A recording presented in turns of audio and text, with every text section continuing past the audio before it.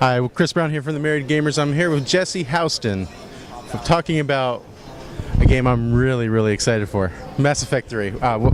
Thanks for joining us. Thanks for having me. Now, a lot of gamers have seen the trailer, the teaser. A few of us have seen the behind closed doors stuff at E3.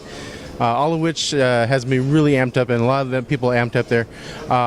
We just got finished playing the demo, and the war comes home. Can you talk about we've seen the threat level rise from installment to installment, but now they attack Earth. Can you talk about some of the implications of that? Absolutely. So in Mass Effect 1 and 2, like you said, it was a lot about the threat level rising. The first one was about having Saren and kind of his fight against the Reapers, and then ultimately the Citadel's fight against the Reapers. Mass Effect 2 is about trying to defeat the Collectors, and they're kind of seeing what they're doing. Now Mass Effect 3 is like the main event, right? The Reapers have arrived in the galaxy. They're at Earth. Earth is fallen, and it's up to you as Commander Shepard to unite the galaxy to try and take back Earth and ultimately defeat the Reapers. Part of the reason that so many of us love Mass Effect 3 is not only is it a great action shooter, but it has those fantastic RPG, and the story is perhaps part of the best stories you find out there in the gaming industry right now. How is some of that continuing in Mass Effect 3? So story is such a key element to what we do at Bioware. We not only do we want to kind of have an overarching storyline for the trilogy, but we also want Mass Effect 3 to have its own kind of embodied trilogy, its own embodied story rather. So a huge bit of that is going to be you trying to gather your forces, but also resolve a lot of conflict that that has built up throughout the trilogy.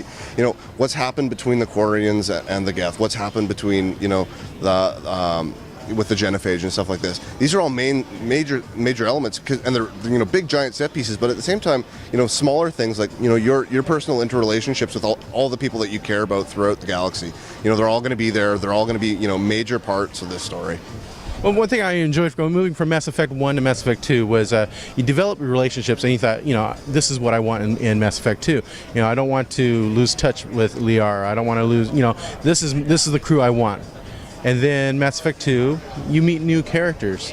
You grow rather fond of them.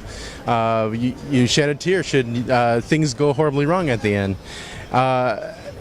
Without revealing much, I know you have a cycle for these things, but will we fall in love? Love to learn to hate some of the some new characters in the Mass Effect 3?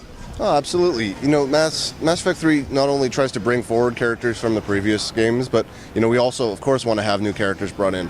And there's going to be conflict and tension in there with what's happened if you, for example, had a love interest in Mass Effect 1, and let's say that they return to Mass Effect 3, and you've actually had a love interest in Mass Effect 2, and now you've got a new love interest in Mass Effect 3. There's going to be some serious tension there. And in the context of kind of a war story, bringing characters in and out is a real major part, and you're going to really find all of these old characters, and you're going to find new relationships as well. Now, Mass Effect 3, one thing that was announced and shown at the Microsoft E3 press briefing was the use of the Kinect. I know a lot of core gamers are always shy about things that are used to run and plays and whatnot, and I thought it was really successful what you guys are doing at BioWare in using the Kinect, optional of course, right? Yep. How much of a debate was that internally to support the Kinect in Mass Effect 3? Actually, Kinect Support in Mass Effect 3 really made sense to us. We were looking at new technology options in all sorts of areas, and in working with Microsoft, we realized that the voice-activated options that Kinect brings are, they were really, they just felt really good in our game, and it didn't detract at all from the main game, and it really allowed us to have that kind of extra layer where you can get into cover and you can be busy doing something while commanding your squad mates at the exact same time, and you can really multitask.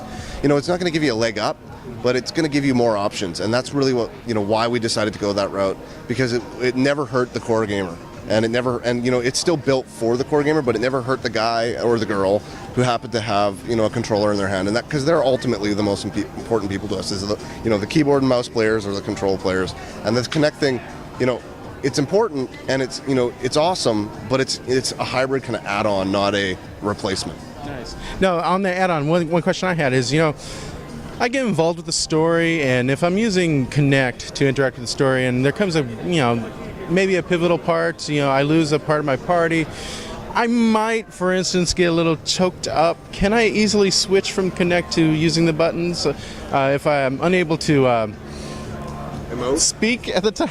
Absolutely. It's not actually binary. You can, and it happens in real time. You can be playing away, and you can just yell at your TV and, quick, cover me, and that kind of stuff will work. And then at the same time too, if you want to just kind of take a pause moment, really reflect, and just use the controller in kind of a moment of silence, that's all good. And you don't need to actually change any options. It's just nice. It's in and out. Now, it's way too early. The game hasn't even shipped to talk anything about DLC, and I understand that. But for those who have played Mass Effect 1 and 2, they played all the DLC. Obviously, you can read the comics through Dark Horse and read the books through Del Rey. And is there any other places that they can go to dive into this world as they're waiting for that their pre-order to come in next April? Well, to be honest, one of the best places where I go personally is actually to our social site. You can really pull all sorts of there's hundreds of places throughout the web, and no one place that I say right now would be the best. But if you go onto the social site and interact with the other fans, they're going to be able to kind of feed you exactly what you're looking for, because you can just ask them. They're all immensely passionate. I mean, heck, we're standing behind this wall of beautiful artwork that's done by our fans, and they're ultimately the kind of the support structure for my feeding my hunger. So. Now, we got to ask, I always, anyone involved in Mass Effect, I always like to ask this: male or female Shepard? So that's a good question. Usually my first playthrough is FemShep, but I play pretty much both. I really like what each of the voice actors and what each of the characters brings to the series. So yeah, the first one I do is FemShep, and then the second one always is Manshep. So. Well, thank you very much. Look forward to it in April 2012. Thank you very much. Thanks.